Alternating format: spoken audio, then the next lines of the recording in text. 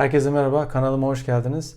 Bu sefer bir teşekkürle başlamak istiyorum. Abone sayımız neredeyse 300'e çıktı. İnşallah bu video ile birlikte 300'ü tamamlayıp bundan sonraki hedefimizi 400'e çekeriz diye düşünüyorum.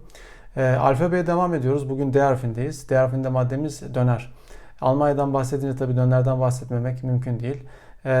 Bu konuda çok ciddi tartışmalar da olmuştu. Yani döner nerede icat edildi? Acaba bir Alman ya veya bir Alman icadı mı falan gibi. Tabii sonunda sanırım bu tartışmalara bir nokta konuldu. Tabii ki döner Türkiye'de, Türkiye coğrafyasında icat edilmiş, bulunmuş bir ürün, bir yiyecek. 19. yüzyılın sonundaki tarihi kayıtlarda da bazı resimlerde de ilk fotoğraf makineleriyle çekilmiş olan resimlerde de bu gayet açık bir şekilde gözüküyor. Bugünkü alet edevata benzer şekilde döner bir şekilde etlerin pişirilip ondan sonra ekmek arası bir şekilde servis edildiğinin resimleri İnternette dahi mevcut.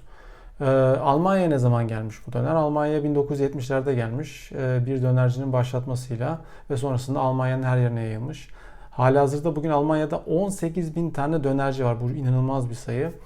1600 tanesi bu dönercilerin Berlin'de. Berlin bu anlamda dönerciliğin Almanya'da başkenti diyebiliriz. Çok ciddi bir sektör aynı zamanda döner.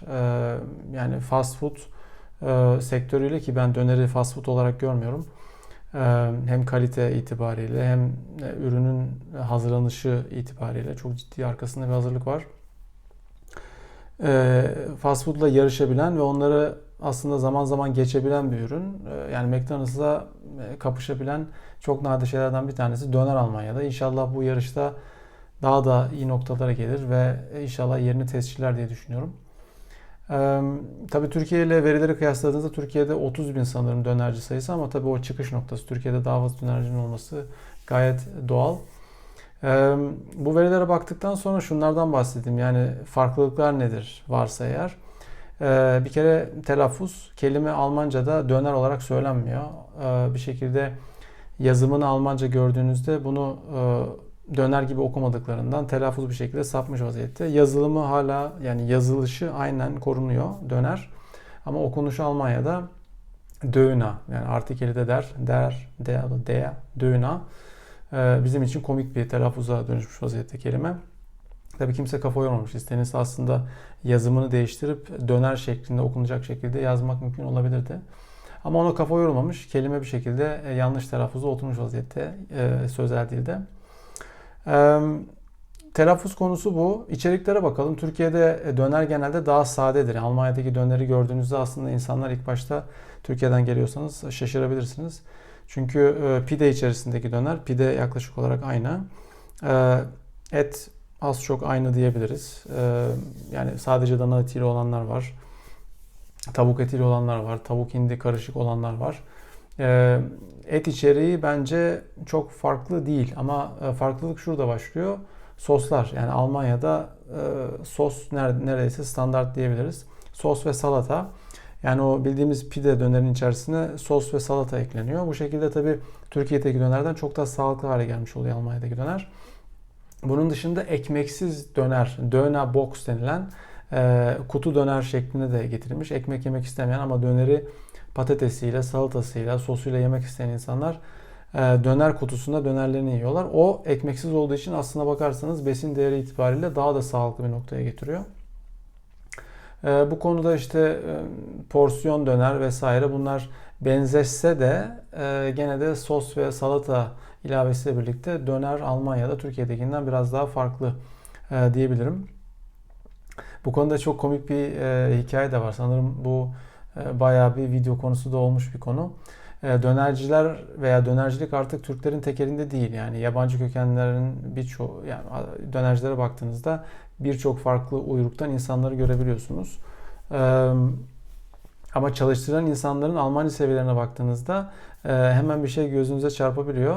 Mesela hepsinden olsun dediğinizde, çünkü salatanın çeşitleri orada bir çeşni gibi, hangisinden olsun hangisinden olmasın onu bir kere tarif etmeniz gerekiyor. İşte soğan olsun olmasın, yeşillik olsun olmasın, domates olsun olmasın, salatalık olsun olmasın, 4-5 veya 6-7 neyse oradaki çeşite göre siz ondan olsun ondan olmasın diyorsunuz. Onun dışında sos olsun olmasın, sos acılı mı olsun acılısız mı olsun, onları tarif ediyorsunuz. Yani burada çeşitlilik artıyor.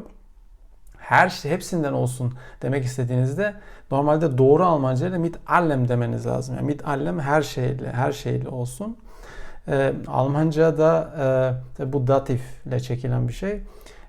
Almanca seviyesi çok yüksek değilse bu mit alles olarak da söylenebiliyor. Bunun tabi çok şakası veya esprisi de yapılmıştır. Şu an öyle bir şey aklıma geldi. Onun dışında ben dönerciliğin halen korunması gerektiğini ve bu konuda insanların buna destek vermesi gerektiğini düşünüyorum. Yani halihazırda bir düşüş gördüğümü söyleyemem. Kâr marjları düşmüş olabilir zaman içerisinde. Bu Almanya'da diğer sektörler için de geçerli bir şey. İnşallah dönercilik sektörü korunmaya devam eder ve insanlar bu şekilde diğer hızlı tüketim veya fast food yemek ürünlerine göre çok daha sağlıklı yemeklerle beslenirler.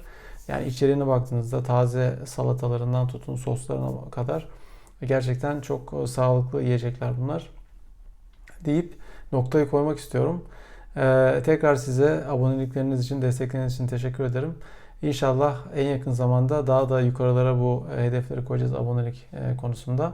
300'e gelmek üzereyiz. 300'ü inşallah bu video ile birlikte geçeriz ve ondan sonraki hedefimize 400 aboneye koyarız diyorum. Kendinize çok iyi bakın. Bir sonraki videomda görüşmek üzere.